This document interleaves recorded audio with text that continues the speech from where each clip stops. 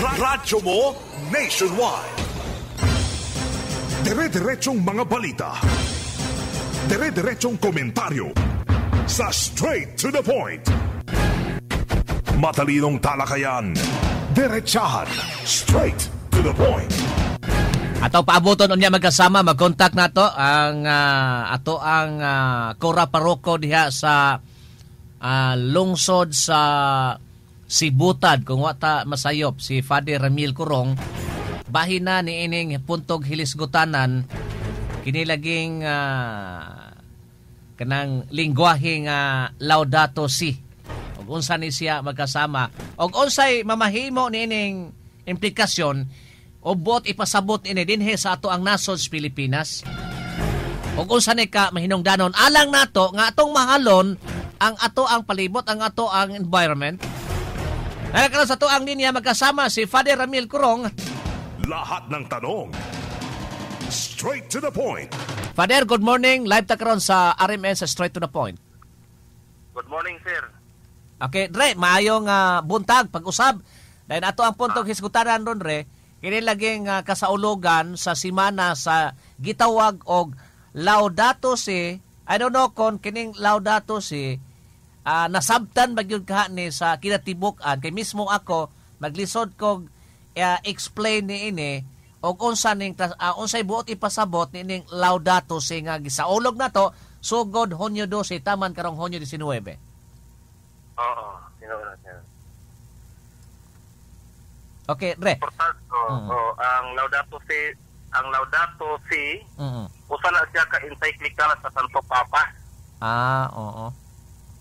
Encyclical sa Santo Papa nga magtuki sa usa ka hisgutanan may kalambigitan sa atong pagtuo. Sumala sa nakita pagagan sa ato ang kalibutan o panahon. Niya nakita sa atong Santo Papa ang panawagan sa ato ang gitawag nato og Mother Earth. Mother Earth. Mother Earth. Inahang kinaiyahan. Inahan sa kinaiyahan. Niya kanang puno nga Laudato Si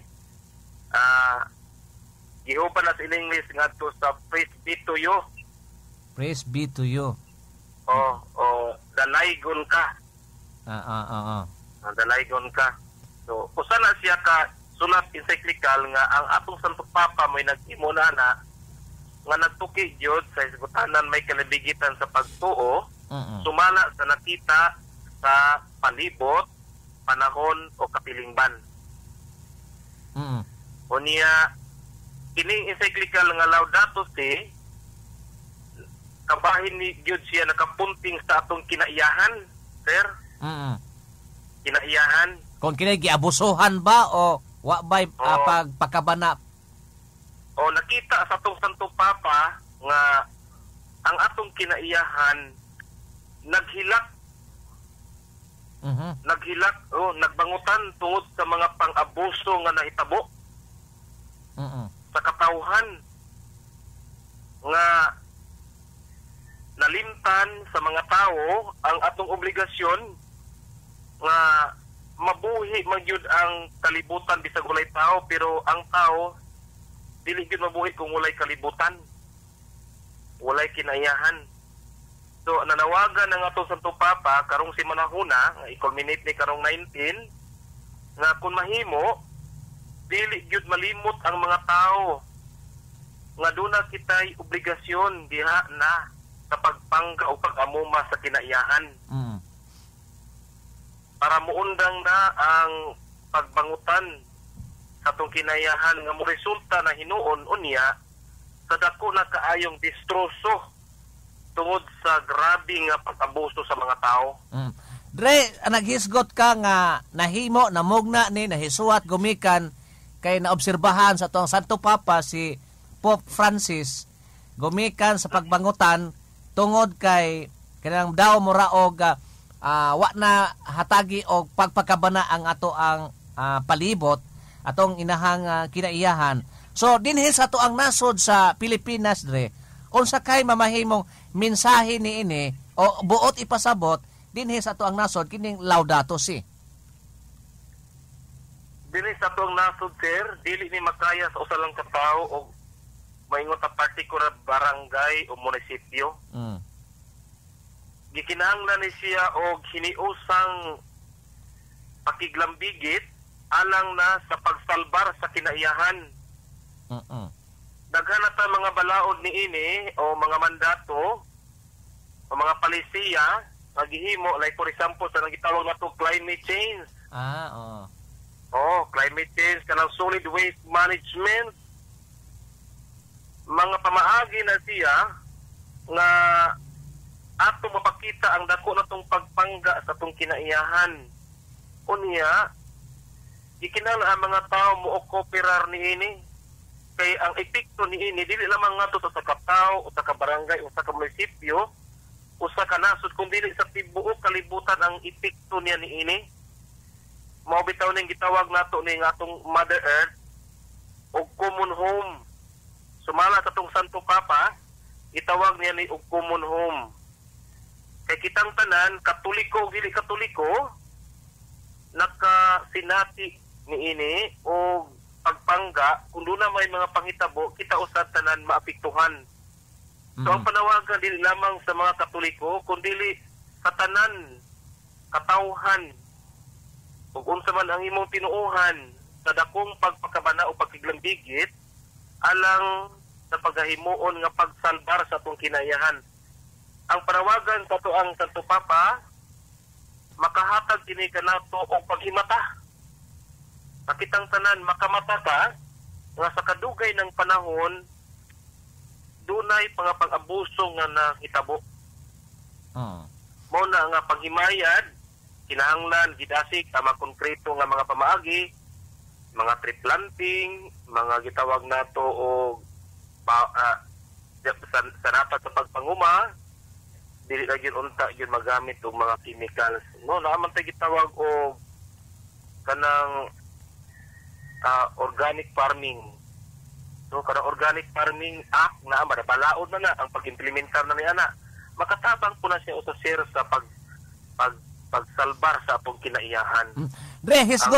Hisgot ka og pag-abuso ngadto sa palibot sa kinaiyahan. Mausay consider nimo Dre ang pinaka-worst gikayo nga makonsidera nato nga pag-abuso ngadto sa ato ang environment. Example, kanang binagko bitaw jud kaayo nga mga pagpamutol na mga kahoy na to sir. Kanang pagpamuri sa atong mga kalasangan. Dako kay na siya epekto sa atong kinaiyahan. Illegal logging, ha? Mga illegal logging. Unya kana pong gitawag nato og irresponsible mining. Dako kay na siya epekto sa ato ang kinaiyahan. Ug uban pa mga kalihukan nga gihimo sa tao tungod sa interest nga ala sa kaugalingon o wala magtan-aw sa umaabot nga henerasyon. Mauna ang mga pipila nga kong gisayt, mga illegal logging, dili lang man na ingon nga luti-luti, kundi inektarya na, thousands of hectares, so nawala na ang ato ang mga biodiversity. No, dili nakakita karon o mga dagkong kahoy nangawala na tungod na sa epekto o mga pag-abuso nga nahitabo sa diha sa tuang kinaiyahan. Dre, I don't know Dre kung unsaon pod nimo sa pag-explain kay kadaghanan man god gumikan lagi sa gitawag og kana ang panginabuhi moingon man god sila basihan nga ang tanan nga mga binuhat minugna dinhis kalibutan gikan sa Dios alang matud pa sa mga katawhan kay gimugna pud niya ang mga tao dinhi sa yuta. So angayan lamang nga mogamit pud sila sa minugna sa Dios aron pud kuno sila mabuhi. Tinuod na sir. Gihatag sa Dios ang kalibutan. Wala na nagpasabot nga atong abusuhan. Kundi apil na niya na ang pagpangga. So kung mayon sila pag-istorya nga panginabuhi man tanaon po na to, dili lamang panginabuhi, tanaon po ang kinabuhi. So dako kay na siya og kalainan, panginabuhi o kinabuhi. kung ang imong trabaho nimo nakadaot na sa kinabuhi, dayon dili na maayo ang dagan sumala sa imong pamalandong nimo. So naatay gitawag nato og kanang gawaston ta nga mohimo, pero do na putay responsibilidad. Wala nawala ang ato ang responsibilidad ana. Kumo kay gihatag sa Dios, wala man niya gihatag tanan, apil man na ang ato ang pagdumala kung giunsa nato pagdumala ang iyang gihatag. Kalipay na ako, isip og ako Ginoo, ug ako ang Ginoo, malipay ko nga nihatag uban ang pagpangga. Mura ba ka naghatag baksinina sir ba? Nga naguol ka kay gitrapo lang. Nga nagtuo in taon ang gahatag nga imo tong isimba. So maingon sama na to ni ana, gihatag sa Dios ang kalibutan. Dili lamang sa usa ka partikular nga tao, kundi tan-awon po nato ang atong mga kaubang mga katawhan. Ang atong gitan-aw dili lang atong kaugalingon kundi alang usab sa kaayuhan sa uban. Kay matod padre, dili makabot sa usa ka katilingban, sa usa ka komunidad ang gitawag og development kung kalambuan kung dili ka mutikad, kung dili ka mogamit sa atong inahang kinaiyahan. Tinuod na sir. Pero ang punto nini sa tong simbahan ni ini nga kanang responsable nga paggamit. O dili tungod kay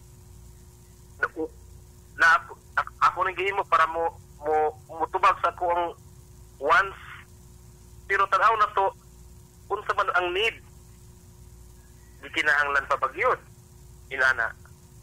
So kung unsa man ang gihimo nga alon lang sa pagtambal sa imong gusto, so murag ikaw na ang Ginoo, malimot ta nga dili na imuha nga napog kay responsibilidad ni anak ngadto sa Ginoo o sa imong isikatawo. So ang panawagan ni ini nga hinaut unta nga kung magamit sa kinayahan, tan-aw na to kung dili ba makadaot sa kinabuhi, dili lamang sa imuha ang kaugalingon kung dili sa uban o maabot pang nga henerasyon. Basta kay ang primary cause ni ini ang tao yun tungod sa pag-abuso sa mga tao. Ang term nga abuso kana sobra-sobra ba? O sobra na sa imong gikinahanglan. Og sa kuan paggamit pa na gitaw nag-overuse. Oo. Overuse na. So di na napay gipanghimo nga wala na to nabati nga gikinahanglan di ay. So dahil mga sugyot sa atong simbahan nga para makahimo ta og mga lakang kanang itawag na to og carbon emission, paggamit sa mga renewable resources of energy. Yan na. Kay para masave, masalbar pa nato ang atong kinayahan kay ang paggamit dili man lang karon hangtod man sa atong sunod nga mga henerasyon. Adre doon doon ay mga reaction din through text nga kini appeal ba sa ato ang giawhag o gi panawagan sa simbahan kining paglabay og mga basura diha sa kasubaan og sa kadagatan. Appeal ba daw ani dre? Dugay na kay nag-awag ang simbahan na sir, wala pa ng solid waste management nga nahimo na to nga Republic Act. Himo balaod. Ang simbahan ana, dugay na kay nga nanawagan ana hangtod nga nahimo na pasalamat ta nga kana nga inisyatiba o mga pamalandong sa simbahan na gi-fight na dugay na sa ayang nga makatuigan. So usa na siya maginagmay nato sa kunang gingon nga makatabang nato nga dili gyud ta magpataka og labay sa mga butang nga dili malata kay ang epekto na dili man maghatag lang kahugaw sa ato ang palibot, mapiktuhan man pud nato na ang atong ubang mga kinaiyahan sa atong kadagatan. Labi na kanang gitawag natong sea turtle, kanang atong mga pawikan. Wala na tay mga pawikan sir, gumika na sa mga basura nga ilang nakaon kay pag-abot sa dagat sir, mosidlak man na ilan ang kanon nya plastic man guna. So mamatay sila. So may kalabigitan ang tanan. ginagmay man ang atong gihimo, nakaepekto ka na siya sa kinatibukan nga dagan sa ecosystem, sa atong ekolohiya, sa atong kinaiyahan, sa atong biodiversity. Dre, sa kasaulogan, ining Laudato Si, unsay mga nakahanay nga mga programa alang usab ni ini? Karon, dili sa atong Diocese de Dipolog. Sa Diocese sa Dipolog, sanglit, dili pa man hinuon ulahi, ining simanahana atong mga kaparian, uban sa atong talahuron usab nga obispo, amo na silang gipang-communicate nga i-integrate sulod nining simanaha ang ilang mga homily. No, maapil sa ilang mga homily man lang para pagdigmata o pagpahinumdum nining usa ka tuig na nga encyclical Laudato Si sa atong Santo Papa nga naglambigit kini sa kaimportante sa pagpangga sa kinaiyahan. Na og uban pa nga mga symposium sa tuang diocese, sir, ning kamot ka nga natay mga symposium, apil na mga seminars o pagtuon o recollection kabahin na sa atong Laudato Si sulod ni ining simanaha. Okay. Dre, sa katapusan ang panawagan nato alang sa kinatibukan dinhi sa especially din sa tuang nasod sa Pilipinas, bahin na sa atong pagpakabana, pagprotektar sa gitawag og inaha kinaiyahan. Akong panawagan alang sa tanan nga mga katawhan, dili lamang iya sa Katoliko kundi alang sa tanang katawhan kung sa man ang imong tinuohan, tungod kay kita nagpuyo lamang sa usa ka kalibutan nga gihatag sa Dios. Diha na sa tong paggamit, kinahanglan mo gamit kita nga responsable, dili kita irresponsable. Kay ug unsa man ang atong gihimo nga wala na nakalapid sa panginahanglan alang sa kung kaugalingon og sa uban, mo duso ka na ngadto sa dako kayong kadaot. Gani makita na nato nga ana-anay kadaot, mauna nga ang simbahan nakamata ni ini ug atong Santo Papa pinagi kaniya, tanawagan nga ipainunduman ang katawhan nga apil sa atong obligasyon ang pagpangga sa kinaiyahan. Ang pag-amuman ni ini dili lamang alang sa karon kundi sa umaabot pa nga henerasyon aron magpadayon ang kinabuhi ug ang pagtukod sa gingharian sa Dios dinhi sa kalibutan. Okay. Father Ramil Corong, Dre, salamat sa time pagpahinomdom nimo ngadto sa mga katawhan, especially ning kasaulogan sa Laudato Si, og atong wa magkasabot usa ning Laudato Si. At least nga nakahinomdom sila sa pagpakabana sa tuang palibot. Daghang salamat imong gi-share sa atong talbanon sa Straight to the Point sa RMN DXDR. Salamat, Dre. Salamat sir. Lahat ng sagot. Straight to the point. Dire-diretsong mga balita. Dire-diretsong komentaryo. Sa Straight to the Point. Matalinong talakayan. Diretsahan. Straight to the point.